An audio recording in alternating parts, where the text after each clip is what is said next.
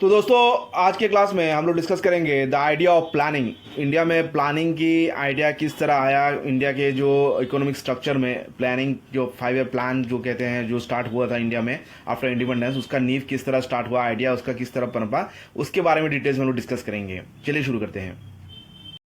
देखिए दोस्तों, इंडिया में प्लानिंग की जो आइडिया थी 5 ईयर प्लान की, वो तो नेहरू जी की जो सोशलिज्म की सक्सेस रशिया में जो बोल्शेविक रिवॉल्यूशन के बाद हुई थी, और उनका जब पहला जो 5 ईयर प्लान सक्सेसफुल रहा 1934 को, जो स्टार्ट 1929 से 1934 में जो प्लानिंग हुई थी, और उसकी सक्सेस के बाद इसकी पॉपुलैरिटी भारत में भी होने लगा, और इसका नींव कहा जा सकता है जवाहरलाल नेहरू जी ने रखा था।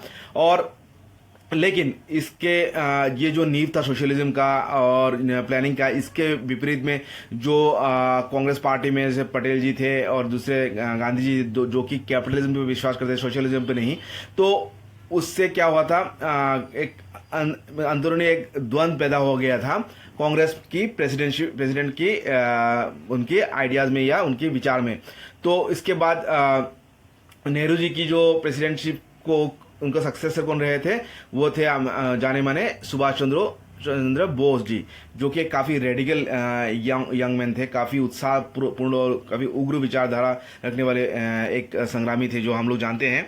और सुभाष चंद्र बोस जी ने ये नेशनल प्लानिंग कमेटी की नींव रखी थी, किसके साथ, जवाहरलाल नेहरू जी के साथ, और प्रोफेसर केटी शाह को सेक्रेटरी रखा गया, और इसके चेयरमैन थे जवाहरलाल नेहरू जी। तो ये प्लानिंग जो कमेटी थी, तो नेशनल प्लानिंग कमेटी, इसका नींव सुभाष चंद्र बोस जी ने रखा था नेहरू जी के साथ, और केटी शाह सेक्रेटरी थे। अभी देखिए, जो आइडियोलॉजिकल टेंशन, ये जो वैचारिक जो टेंशन या जो मुठभेड़ चल रहा था कांग्रेस लीडरशिप में, तो इससे क्या हुआ, सुभाष चंद्र बोस जी ने जो उनका जो इलेक्शन के बाद, उनका जो प्रेसिडेंटशिप के बाद इलेक्शन के नेक्स्ट डे, अगले साल ही उन्होंने इस्तीफा दे दिया था। और इसके एक साल बाद जो कांग्रेस गवर्नमेंट थे, जो देश के प्रांतीय इलाका में, उन्होंने भी रिजाइन कर दिया, क्योंकि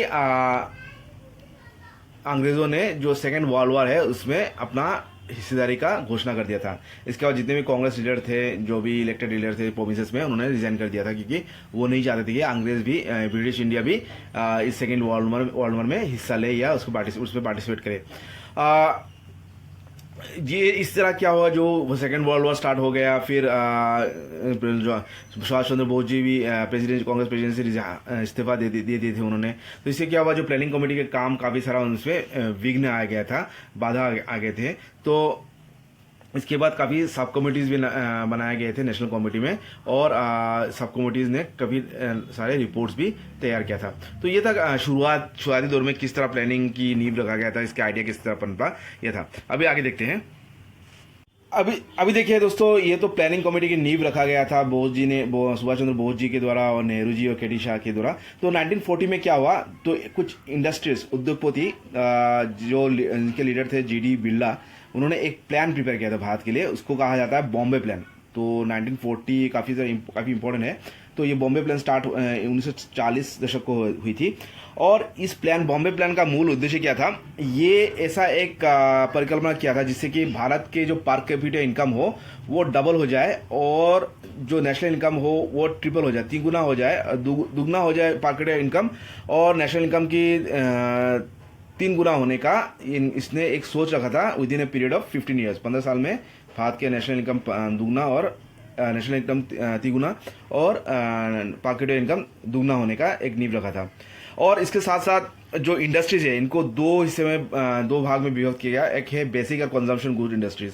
कंजम्पशन जो खाद्य जो हम लोग कंज्यूम करते हैं, कपड़ा, रोटी जो है, उसके कंजम्पशन गुड्स में आता है। और बेसिक जो इंडस्ट्रीज है, जो भी दूसरी इंडस्ट्रीज है, उनको इस तरह 2 इंडस्ट्री 2 भाग में विभक्त किया गया था।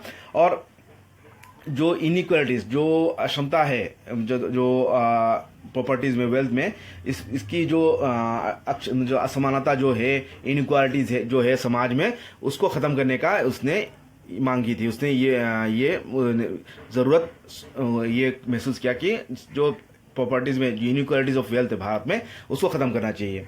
और इसको ख़त्म करने के लिए जो जो मेजर्स सजेस्ट की थी वो था इम्पोजिशन ऑफ डेथ ड्यूटीज़। तो डेथ ड्यूटीज़ क्या है, जो कोई एक अमीर आदमी अगर बहुत सारा प्रॉपर्टी छोड़ के मर जाता है तो जो प्रॉपर्टी है उसमें भी टैक्स लगाना चाहिए था, टैक्स लगाना चाहिए, ये उनकी मांग थी, जिससे कि समाज को भी उसकी प्रॉपर्टी से कुछ हिस्सा मिले।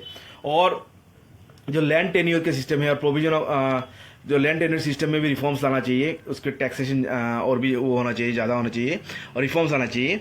और जो स्मॉल और कॉटेज इंडस्ट्रीज है, छोटे और जो कॉटेज इंडस्ट्रीज, खुदरा जो इंडस्ट्रीज है, और उसमें भी मतलब उसको पूरी तरह उनको छूट देना चाहिए, उनको पनपने के लिए, डेवलप होने के लिए। और स्टेट कंट्रोल इकोनॉमी, और सभी इकोनॉमी को राज्य द्वारा संचालित होगा, इकोनॉमी अर्थनीति राज्य द्वारा संचालित होगा। और जितने भी पब्लिक यूटिलिटी है इसका मालिक आपका राज्य के पास होना होगा, स्टेट ओनरशिप होगा। और जो बेसिक इंडस्ट्रीज है उसका भी ओनरशिप राज्य को जाना चाहिए। कॉटेज को जो कंजम्पशन गुड को छोड़ के जो बेसिक इंडस्ट्रीज है उसकी जो ओनरशिप किसके पास रहेगा, राज्य के पास रहेगा। तो इकोनॉमिक कंट्रोल ये यहाँ पे विशेष स्तर इसमें जोर दिया गया। जो इकोनॉमिक कंट्रोल को ज़्यादा इम्पोर्टेंस दिया गया इसके ओनरशिप मतलब और मैनेजमेंट स्टेट, मतलब इकोनॉमिक कंट्रोल को ज़्यादा महत्व दिया गया, ना कि इकोनॉमी को ओन करना या इसका उसकी मैनेजमेंट को।